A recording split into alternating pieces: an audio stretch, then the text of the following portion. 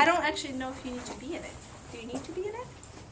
Okay. Well, all right. How old were you when you immigrated to the U.S.? I was 11 years old when I moved to the U.S. What year was it? That would make you figure out my age, 1992, which would make me a 30-and-a-half-year-old female. What positive experiences did you have in immigrating? I had lots of positive experiences. I learned English. I was very lucky because I moved to the U.S. When I was still 11, so I wasn't very old. And studies show that after 14, it's much harder to learn a foreign language. And because I got to learn it before that age, it came to me easier than I think if I had waited longer. So I learned English, I made lots of friends, and we immigrated to Cleveland, Ohio. We lived there for 2.5 years, and then my family moved to Michigan because my dad got a job there. So we actually moved twice, but I was very sad to leave Ohio because I was just getting comfortable, just meeting people and all that, and then I had to leave and move again. What negative experiences do you have while you were immigrating? Negative experience. Leaving my home country, leaving Latvia. You leave friends behind, you leave familiar places behind. There's some comfort in going down a street and recognizing things, and when you come to a new country, specifically when you don't speak the language, it's harder, it's a little bit overwhelming because you can't read all the signs on buildings, and sometimes you take that for granted. You go down the street and you're like, oh, there's a laundromat, there's a bakery, and you don't think about those things because they come so natural. But as when you're a foreigner in a new place, that definitely stands out. You're like, oh, I wonder what that is. And so it was really important to learn English fast so that I can partake. And so the negative was not knowing the language, of course, and leaving my friends behind and getting to a new place. Where did you immigrate from? Latvia is a country in Eastern Europe. It used to be one of the republics of former Soviet Union, so I speak Russian. That's my first language. In Latvia, Russian and Latvian are spoken. It used to be that the population was about even, half and half Russians, half Latvians. At this point, there are fewer Russians once former Soviet Union fell apart. But I used to speak Latvian, not fluently, but I took it as a subject in school, so I spoke enough to get by. But I speak Russian at home with my parents. What was it like trying to go to school? I moved to the U.S. August 20th, and school started August 25th.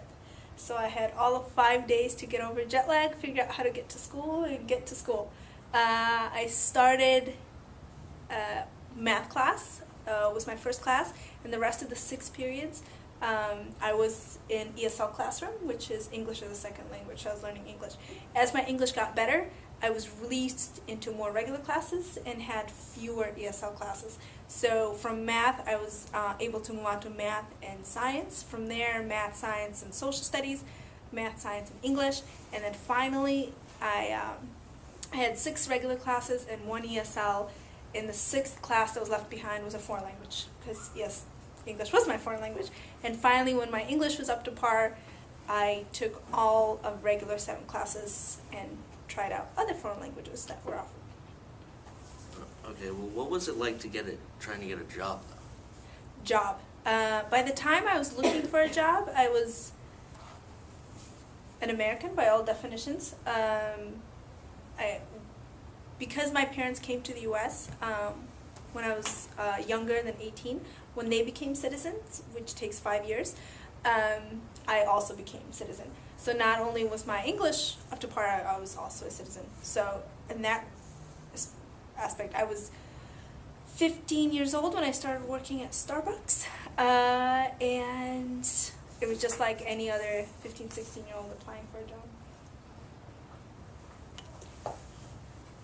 How hard was it to immigrate to the U.S.? I think the difficult part was for my parents, because they had to give up their jobs, they had to give up their house, their friends, and it's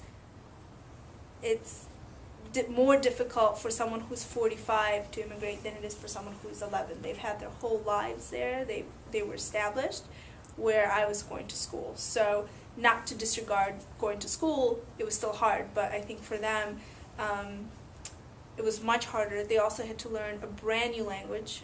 My dad studied German in high school, and college, so when we were moving to the U.S., all of a sudden his German was completely useless. He had to start from scratch. So definitely hardships for my parents more than for me. What mode of transportation did you use? Plane, train, boat, dolphin, spaceship? Dolphins, definitely.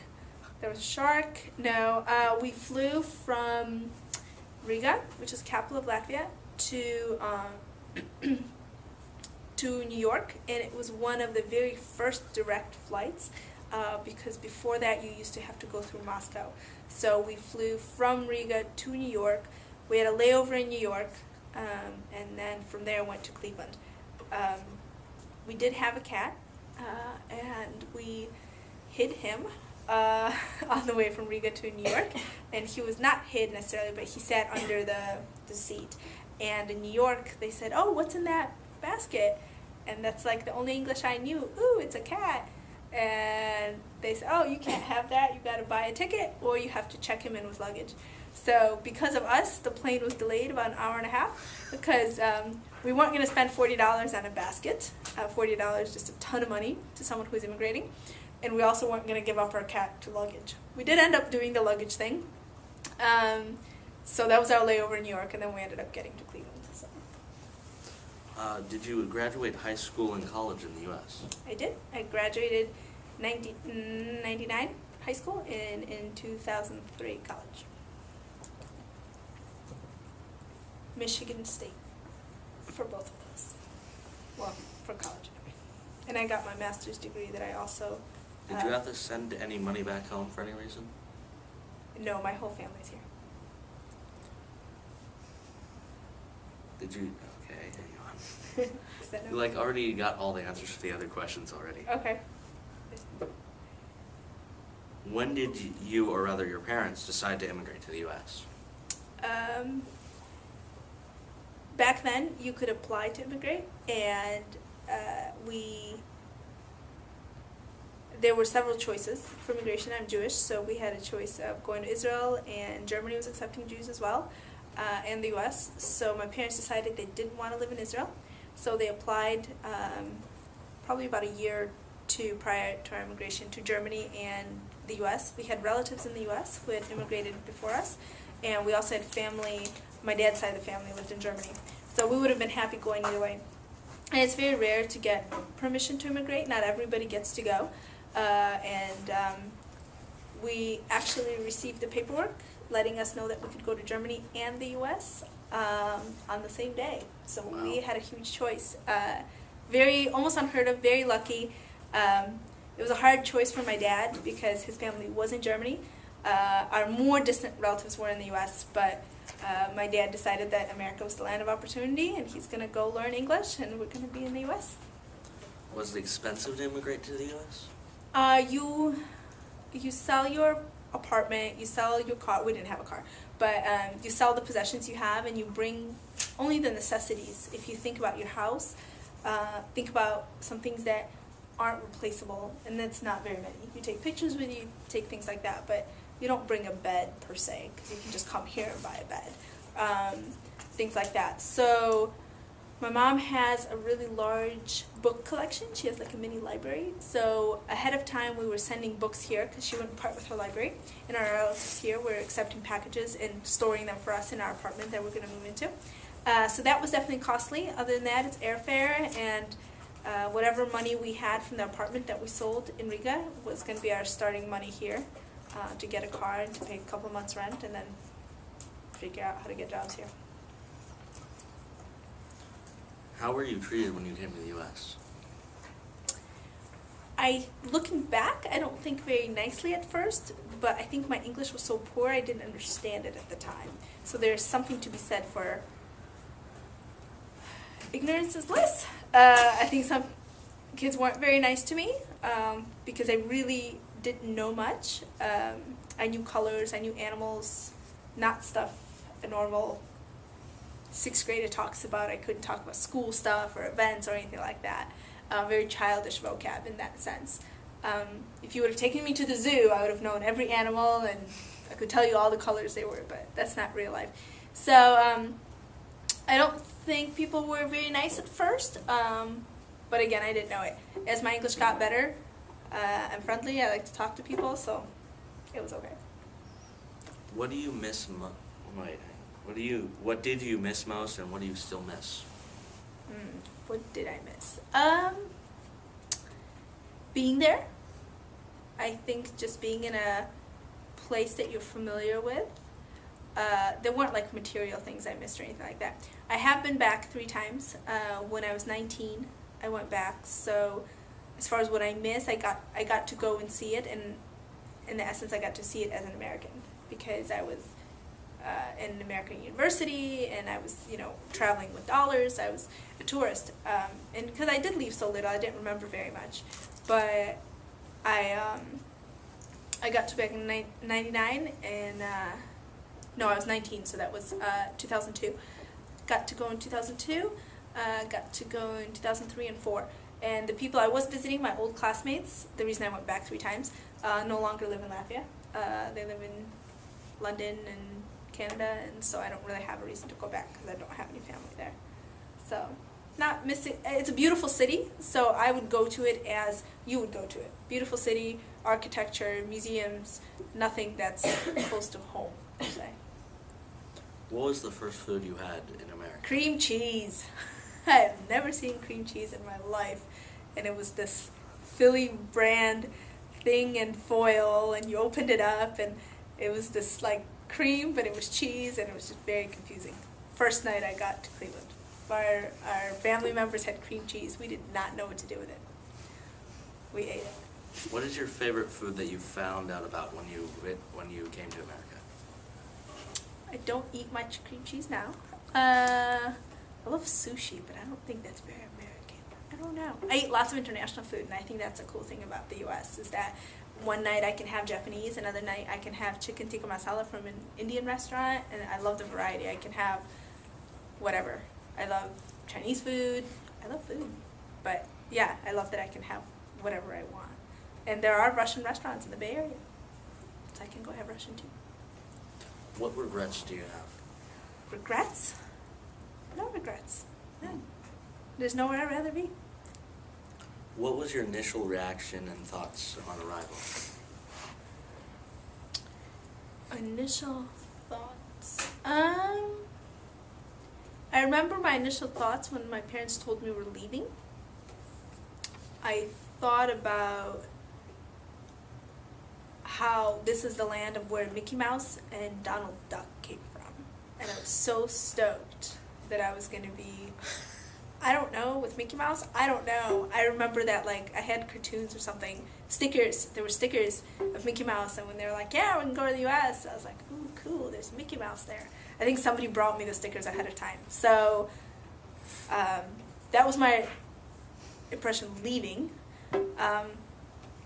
Upon arrival, I think it was just, I think you hit the ground running, and like I said, I started school 5 days after, so there's no time for impression almost. You get to it, we had an apartment, get me enrolled in school, whoa, you just kind of get started, so.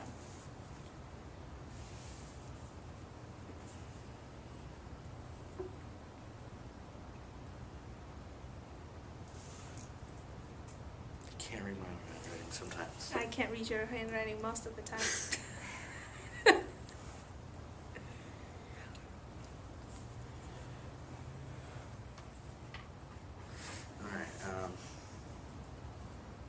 I'm not sure what that is, but the other one is, what culture class did you experience? Culture clashes? Yeah.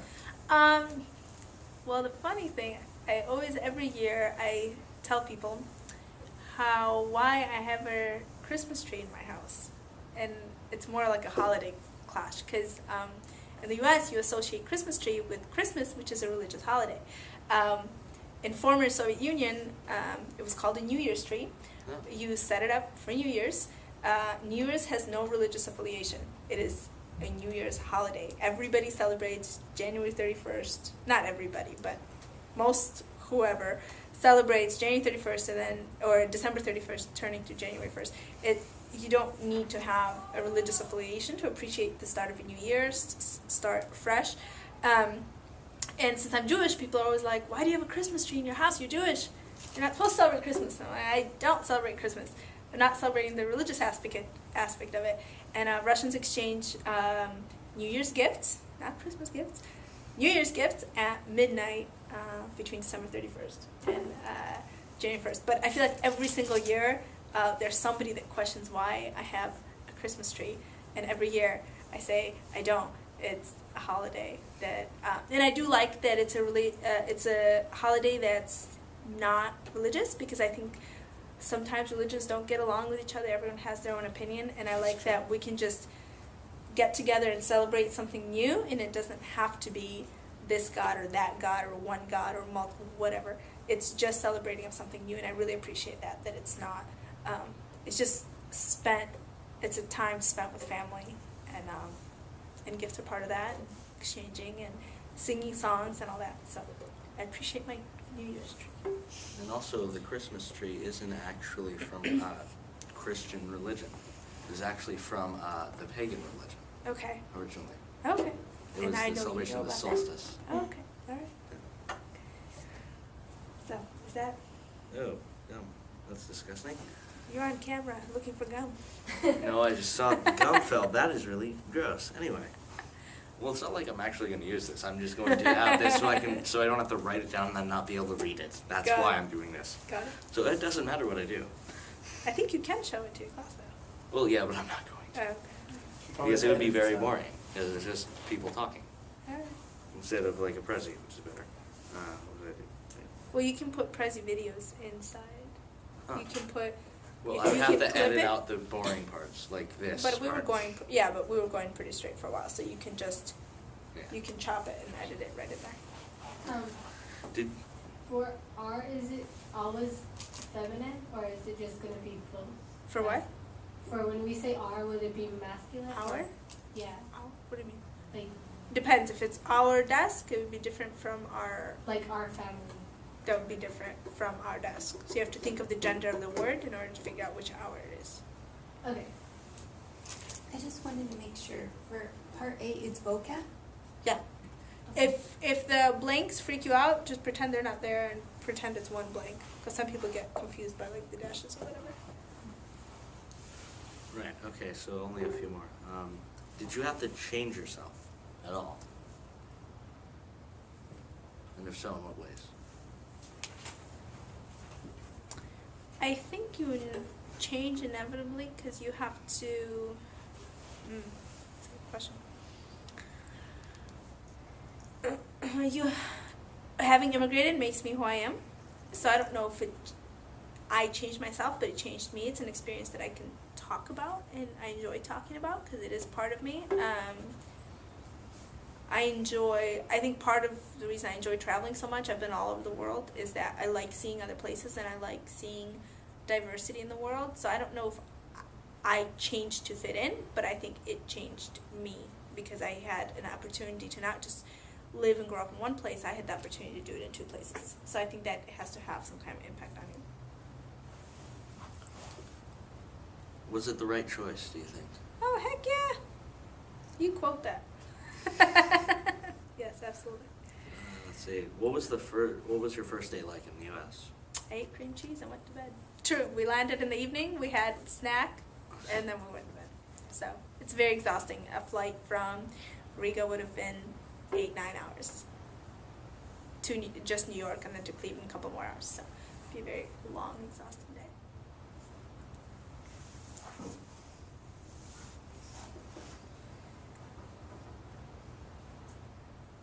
And to backtrack on why is it a right choice, because I have opportunities in the U.S. that I wouldn't have had if my parents haven't made the choice to sacrifice some of their life for mine and my brother's. My brother's a very successful writer. He's an editor-in-chief of a magazine. And I'm a very happy teacher. So I don't know, I do know that I wouldn't have those opportunities if we hadn't, if if my parents hadn't decided to move. So absolutely it was the right choice. And I know my parents feel the same way.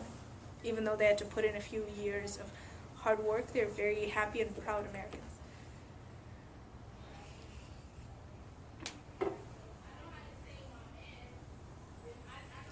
I think that's it, because I can't tell what that is. I have practiced reading and writing. What you got? The one that starts with an M in the middle. Why do you not choose other places? Why not choose other places? Well, no, not that one, this one. Is that English? I have no idea. I think Is it's that a English. language? Is that a language? I think it's a language. First language.